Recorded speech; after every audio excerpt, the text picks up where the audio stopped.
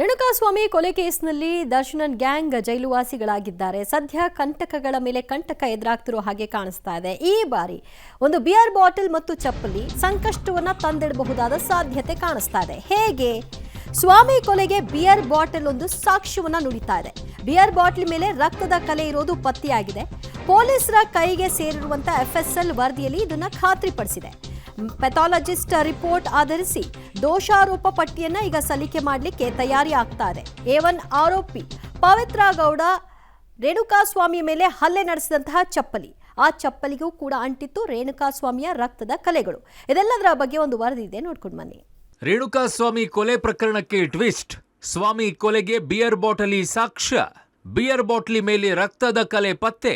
Devil ಗ್ಯಾಂಗ್ನಿಂದ Renukaswamy ಕೊಲೆ ಪ್ರಕರಣಕ್ಕೆ ದಿನಕ್ಕೊಂದು ಟ್ವಿಸ್ಟ್ ಸಿಗ್ತಾನೆ ಇದೆ. ಬಗೆದಷ್ಟು ಸಾಕ್ಷ್ಯಗಳು ಹೊರಬರ್ತಿವೆ. ಬಿಯರ್ ಬಾಟ್ಲಿ ಮೇಲೆ ರೇಣುಕಾಸ್ವಾಮಿ ರಕ್ತದ ಕಲೆ ಪತ್ತೆಯಾಗಿದೆ. ಚಿತ್ರದುರ್ಗದ ರೇಣುಕಾಸ್ವಾಮಿ ಮೇಲೆ ಹಲ್ಲೆ ಮಾಡಿದ ಬಳಿಕ ಆರೋಪಿಗಳು ಅಲ್ಲೇ ಪಾರ್ಟಿ ಮಾಡಿದ್ರು. ಆ ಸ್ಥಳದಲ್ಲಿ ಸಿಕ್ಕ ಬಿಯರ್ ಬಾಟ್ಲಿ ಮೇಲೆ ರಕ್ತದ ಕಲೆ ಪತ್ತೆಯಾಗಿದ್ದು ಪೊಲೀಸರು ಇದನ್ನ ಪ್ರಮುಖ ಸಾಕ್ಷಿಯಾಗಿ ಪರಿಗಣಿಸಿದ್ದಾರೆ. ಅಷ್ಟೇ ಅಲ್ಲದೆ ಅದರ ಮೇಲೆ ಆರೋಪಿಯೊಬ್ಬನ ಫಿಂಗರ್ ಪ್ರಿಂಟ್ ಕೂಡ ಪತ್ತೆಯಾಗಿದೆ. FSL ನ ರಿಪೋರ್ಟ್ಗಳು ರೇಣುಕಾಸ್ವಾಮಿ ಹತ್ಯೆ ಪ್ರಕರಣದ ಆರೋಪಿಗಳಿಗೆ ದೊಡ್ಡ ಮಟ್ಟದ ಸಂಕಷ್ಟವನ್ನು ತಂದೊಡ್ತಾ ಇರುವಂತದ್ದು. ಯಾಕೆಂದ್ರೆ ಪ್ರಮುಖವಾಗಿ ಈಗಾಗಲೇ ಪವಿತ್ರ ಗೌಡ ಅವರ ಚಪ್ಪಲಿ ಇರಬಹುದು, ದರ್ಶನ್ ಅವರ ಬಟ್ಟೆ ಇರಬಹುದು, ಎಲ್ಲ ಕಡೆಯಲ್ಲೂ ಕೂಡ ರೇಣುಕಾಸ್ವಾಮಿಯ ರಕ್ತ ಪತ್ತೆಯಾಗಿದೆ. ಅದೇ ರೀತಿಯಲ್ಲಿ ಮತ್ತೊಬ್ಬ ಆರೋಪಿಯ ಅಂದ್ರೆ ಪಟ್ಟಣಗೆರೆ ಶೆಡ್ ನಲ್ಲಿ ಇದ್ದಂತ ಮತ್ತೊಬ್ಬ ಆರೋಪಿಯ ಫಿಂಗರ್ ಪ್ರಿಂಟ್ಗಳು ಬಿಯರ್ ಬಾಟಲ್ ಪತ್ತೆಯಾಗಿರುವಂತದ್ದು ಅನ್ನೋದ್ರ ಬಗ್ಗೆ ಮಾಹಿತಿಗಳು ಕೂಡ ಸಿಗ್ತಾ ಇದಾವೆ. ಯಾಕಂದ್ರೆ ಪೊಲೀಸರು ಅಲ್ಲಿ ಸರ್ಚ್ ಅನ್ನ ಮಾಡಿದಾಗ ಮತ್ತು ಅಲ್ಲಿ ಕೆಲವೊಂದು ವಸ್ತುಗಳನ್ನು ವಶಕ್ಕೆ ಪಡಿಸಿಕೊಂಡ ಸಂದರ್ಭದಲ್ಲಿ ಈ ಫಿಂಗರ್ ಪ್ರಿಂಟ್ಗಳು ಅಂದ್ರೆ ಆರೋಪಿಯ ಒಬ್ಬ ಫಿಂಗರ್ ಪ್ರಿಂಟ್ಗಳು ಬಿಯರ್ ಬಾಟಲ್ ನಲ್ಲಿ ಇತ್ತು ಅನ್ನೋದ್ರ ಬಗ್ಗೆ ಈಗ ಮಾಹಿತಿಗಳು FSL ನ ರಿಪೋರ್ಟ್ ನ ಮೂಲಕ ಬಹಿರಂಗ ಆಗಿರುವಂತದ್ದು. FSL ವರದಿ ಬಂತು. ಚಾರ್ಜ್ ಶೀಟ್ ವಿಳಂಬ. ಪೆಥಾಲಜಿಸ್ಟ್ ರಿಪೋರ್ಟ್ ಆಧರಿಸಿ ದೋಷಾರೋಪ ಪಟ್ಟಿ. ಮರ್ಡರ್ ಪ್ರಕರಣದ FSL ವರದಿ ಕಾಮಾಕ್ಷಿಪಾಳ್ಯ ಪೊಲೀಸರ ಕೈ ಸೇರಿದೆ. ವೈದ್ಯರು ಕೊಟ್ಟ ಪೋಸ್ಟ್ ಮಾರ್ಟಮ್ ರಿಪೋರ್ಟ್ ಹಾಗೂ FSL ವರದಿ ಆಧರಿಸಿ ಪ್ಯಾಥಾಲಜಿಸ್ಟ್ ತಜ್ಞರು ಅಂತಿಮ ವರದಿ ಕೊಡ್ತಾರೆ. ಆ ರಿಪೋರ್ಟ್ ಆಧರಿಸಿ ಪೊಲೀಸರು ಚಾರ್ಜ್ ಶೀಟ್ ರೆಡಿ ಮಾಡಲಿದ್ದಾರೆ. ಹಾಗಾದ್ರೆ ಪ್ಯಾಥಾಲಜಿಸ್ಟ್ ಏನೆಲ್ಲ ಪರಿಶೀಲನೆ ಮಾಡಿ ಫೈನಲ್ ರಿಪೋರ್ಟ್ ಕೊಡ್ತಾರೆ ಅನ್ನೋದನ್ನ ನೋಡೋಣ. Renukaswamy FSL report. ಎದೆಯ ಎಲುಬು ಮುರಿದಿದೆ, ಶ್ವಾಸಕೋಶಕ್ಕೆ ಮೂಳೆ ಚುಚ್ಚಿದೆ, ತಲೆಗೆ ಗಂಭೀರ ಗಾಯ, ಮೆದುಳಿನಲ್ಲಿ ತೀವ್ರ ರಕ್ತಸ್ರಾವ, ಲಾರಿಯ ಹಿಂಭಾಗಕ್ಕೆ ಗುದ್ದಿರೋದ್ರಿಂದ ತಲೆಗೆ ಗಾಯ, ಬೆನ್ನು ಮೂಳೆ ತೀವ್ರ ಹಾನಿ, ವೃಷಣ ಚೀಲದಲ್ಲಿ ರಕ್ತ ಸೋರಿಕೆ, ಕಾಲಲ್ಲಿ ಒದ್ದಿರೋದ್ರಿಂದ ವೃಷಣಕ್ಕೆ ಗಾಯ, ಮೊಣಕಾಲು ಮುರಿತ, ಬಲಗಣ್ಣಿಗೆ ತೀವ್ರವಾದ ಹಾನಿ, ಮೆದುಳಿನಲ್ಲಿ ತೀವ್ರವಾದ ರಕ್ತಸ್ರಾವ.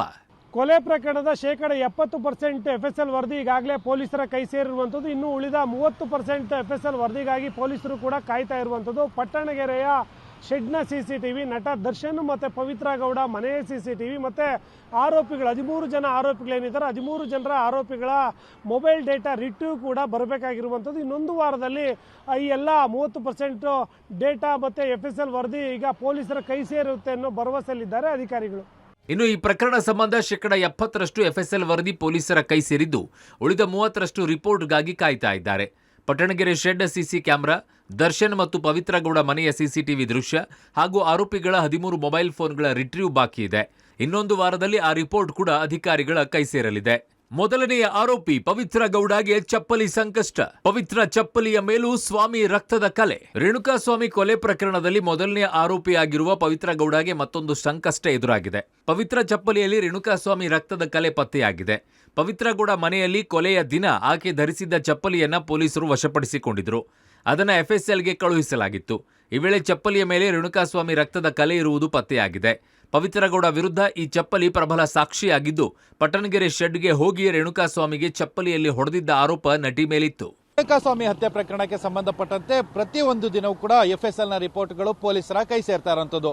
ಅದರಲ್ಲೂ ಕೂಡ ಪ್ರಮುಖವಾಗಿ ದರ್ಶನ್ ಅವರು ಬಳಸಿದಂತ ಬಟ್ಟೆ ಏನಿತ್ತು, ಆ ಬಟ್ಟೆಯ ಮೇಲೆ ರಕ್ತದ ಕಲೆಗಳಿತ್ತು ಅನ್ನೋದ್ರ ಬಗ್ಗೆ ಈಗಾಗಲೇ FSL ಒಂದು ರಿಪೋರ್ಟ್ ಅನ್ನು ಕೂಡ ಕೊಟ್ಟಿತ್ತು. ಅದರ ಜೊತೆಗೆ ಪವಿತ್ರ ಗೌಡ ಕೂಡ ರೇಣುಕಾಸ್ವಾಮಿಗೆ ತನ್ನ ಚಪ್ಪಲಿಯಿಂದ ಹೊಡೆದಿದ್ರು. ಆ ಚಪ್ಪಲಿಯ ಮೇಲೆ ರೇಣುಕಾಸ್ವಾಮಿಯ ರಕ್ತ ಪತ್ತೆಯಾಗಿದೆ ಅನ್ನೋದ್ರ ಬಗ್ಗೆ FSL ರಿಪೋರ್ಟ್ಗಳು ಕೂಡ ಬರ್ತಾ ಇರುವಂತದ್ದು. ಈ ಮೂಲಕ ದರ್ಶನ್ ಇರ್ಬೋದು ಮತ್ತು ಪವಿತ್ರ ಗೌಡ ಇರ್ಬೋದು ಇಬ್ಬರಿಗೂ ಕೂಡ ದೊಡ್ಡ ಮಟ್ಟದ ಸಂಕಷ್ಟವನ್ನ ತಂದೊಡ್ಡುವಂತ ಸಾಧ್ಯತೆಗಳೇ ಅತಿ ಹೆಚ್ಚಾಗಿರುವಂತದ್ದು.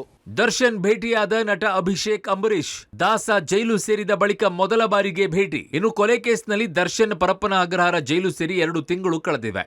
ಮೊದಲ ಬಾರಿಗೆ ಜೈಲಿಗೆ ನಟ ಅಭಿಷೇಕ್ ಅಂಬರೀಶ್ ಭೇಟಿಯಾಗಿ ದಾಸನ ಭೇಟಿಯಾಗಿ ಕೆಲಕಾಲ ಮಾತುಕತೆ ನಡೆಸಿದ್ದಾರೆ. ನಟ ಅಭಿಷೇಕ್ ಅಂಬರೀಶ್ಗೆ ಧನ್ವೀರ್ ಚಿಕ್ಕಣ್ಣ ಸಾಥ್ ನೀಡಿದ್ದಾರೆ.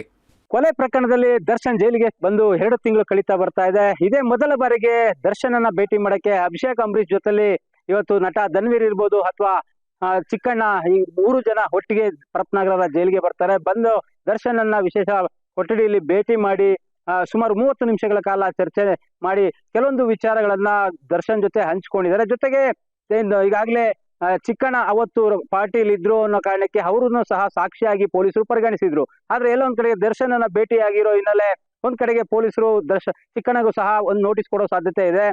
ಮತ್ತು ಈಗಾಗಲೇ ಹೊಟ್ಟಿನಲ್ಲಿ ಸಂಪೂರ್ಣವಾಗಿ ಪದೇ ಪದೇ ಸೋಮವಾರ ವಾರಕ್ಕೆ 2 ದಿನದಲ್ಲಿ ಒಂದು ಆಪ್ತರಿರ್ಬೋದು ಅಥವಾ ಕುಟುಂಬದವರು ಜೈಲಿಗೆ ಬಂದು ದರ್ಶನ್ಗೆ ಧೈರ್ಯ ತುಂಬುವಂತ ಕೆಲಸವನ್ನ ಮಾಡ್ತಾ ಇದ್ದಾರೆ.